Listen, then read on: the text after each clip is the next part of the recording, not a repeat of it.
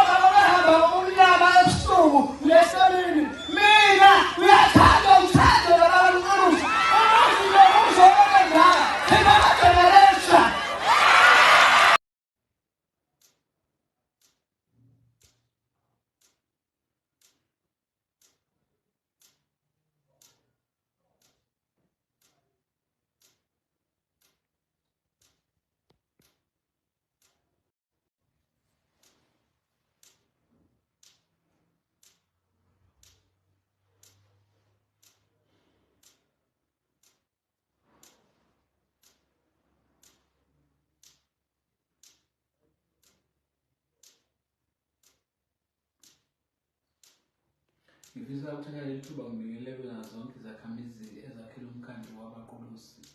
Ngifisa ukubika izakhamizi ezinhle ukuthi namhlanje ngihora leshumi umkhandlu wabaqulusi ube nokuhlala okukhethekile lapho khona ukuzobuyekeza noma ubuyekeza uhlelo lokucisha kukagesi ngenhloso yokuwonga obesibiza nge-load reduction. Lapho khona ebesizobuka iziphakamiso ezenziwe yimiphakathi emva kokuthi kube ne-load reduction eqalile ebaqulusini kwaba khona-ke imbono yomphakathi ebinokukhalaza ikakhulukazi okuthinta ama-hours i-load reduction eyenzeka ngawo ngoba lokhu sikwenza nje nathi hayi ngoba sithanda kodwa siphoqwa isimo sesikweletu sika-Eskom kanye nokungathengeki kahle kukagesi amalungu omphakathi ngenxa yezathu ey'ningi okwenza isikweletu sibe semahlombe ethu. Ngakho-ke namhlanje sithathe isinqumo sokuthi sizokwehlisa ama-hours esuka kuma-hours 4 ekuseni nama-hours 4 ntambama, siwehlise siya kuma-hours 2 ekuseni 2 ntambama. Kodwa futhi ngenxa yokuthi ngoMsombuluko ngangihleli nothisha omkhulu ngazo zonke iy'kole ey'thintekayo kulamalokishi azoba ne-load reduction,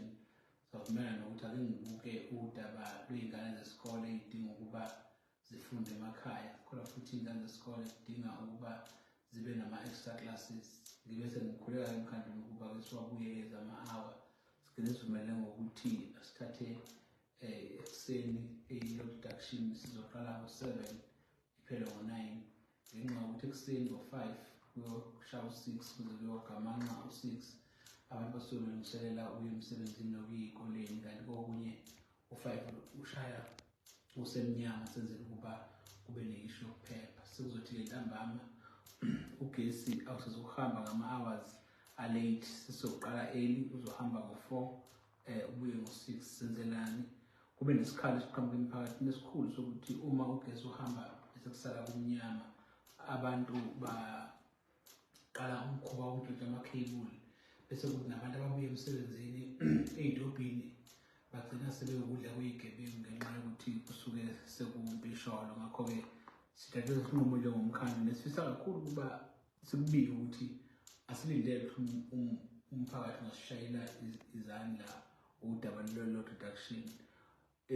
Indlela esaphatheka ngayo ukuqala i-load shedding ifana nemishini nendlela umphakathi ozizwa ngayo nge-load reduction, nesifisa kakhulu ukuxolisa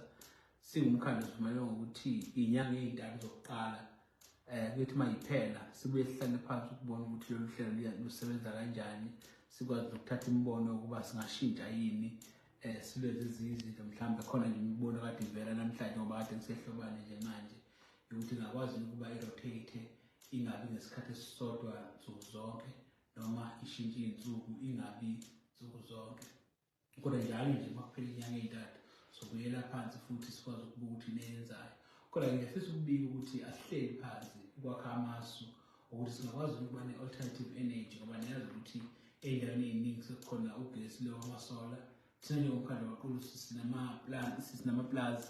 la khona singakwazi ukwenza ama-solar plants, sikwazi ukuy'phehlela thina ugesi ukuze singarelayi ku-Eskom ngoba ugesi ka-Eskom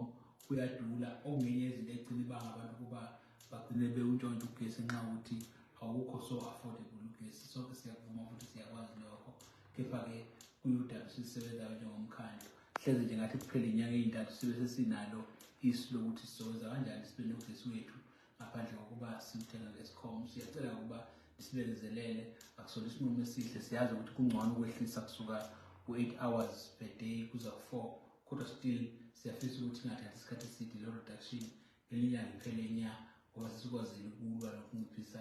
isikweletu sethu sika-Eskom. Ngifisa ukubika lokho izakhamuzi ezinhle zasebaqhulusile kakhulukazi kulezi ndawo ey'thintekayo okuyihlobane, okuyi-Falkbank, okuyi-Cliffdale, okuyi-Coronation kanye neMondlo. Siyabonga kakhulu.